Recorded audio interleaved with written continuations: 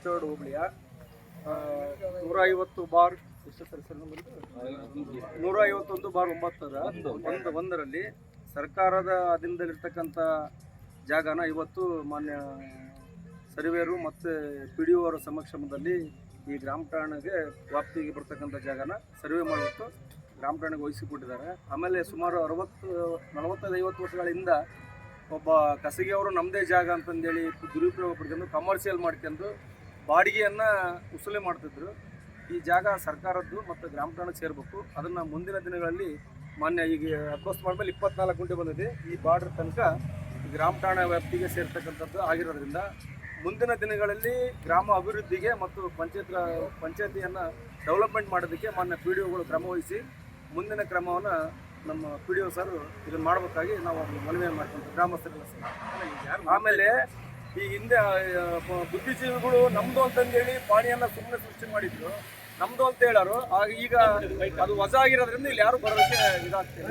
ಬೀಳ್ತಕ್ಕಂಥದ್ದನ್ನು ಏನು ಅಕ್ರಮವಾಗಿ ಕಟ್ಟಿರ್ತಕ್ಕಂಥ ಬಿಲ್ಡಿಂಗ್ ತೆರವುಗೊಳಿಸಿ ಅದನ್ನು ಪಂಚಾಯತಿ ವ್ಯಾಪ್ತಿಗೊಳಿಸಬೇಕಾಗಿ ನಾವು ಅವ್ರನ್ನ ಮನವಿ ಮಾಡಿ ಮಾಡ್ತಾ ಇದ್ದೀವಿ.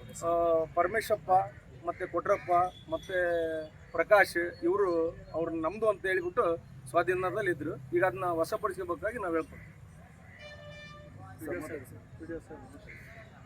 ಈಗ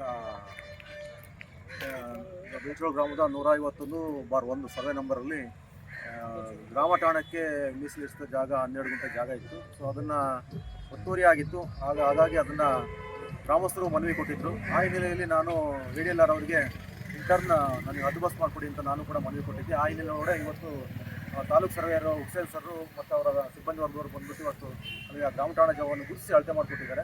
ಆ ಜಾಗವನ್ನು ಗ್ರಾಮ ಠಾಣಕ್ಕೆ ನಾವು ಇವತ್ತು ವಶಪಡಿಸ್ಕೊಂಡಿದ್ದೇವೆ. ಅದನ್ನು ಹದ್ದುಬಸ್ತು ಮಾಡಿಕೊಟ್ಟಿದ್ದಾರೆ, ಕಲ್ಲು ಹಾಕಿಕೊಟ್ಟಿದ್ದಾರೆ. ಇವತ್ತು ಆ ಸುತ್ತ ನಾವು ಟ್ರಂಚ್ ಮಾಡಿಬಿಟ್ಟು ಅದನ್ನು ನಾವು ನಮ್ಮ ಸ್ವಾಧೀನಕ್ಕೆ ತಗೊಳ್ತಾ ಇದ್ದೇವೆ. ಮುಂದಿನ ದಿನಗಳಲ್ಲಿ ಈ ಜಾಗಕ್ಕೆ ಸಂಬಂಧಪಟ್ಟಂತೆ ಏನಿದೆ ಯಾರು ಎನ್ಕ್ರೋಚ್ ಮಾಡಿದರೆ ಅವರು ಕೂಡ ನಾವು ನೋಟಿಸ್ ಕೊಟ್ಟು ಅವ್ರಿಗೆ ಏನಿದೆ ಲೀಗಲ್ ಡಾಕ್ಯುಮೆಂಟ್ಸ್ ಇದೆ ಅವುಗಳನ್ನ ವೆರಿಫೈ ಮಾಡ್ತೇವೆ.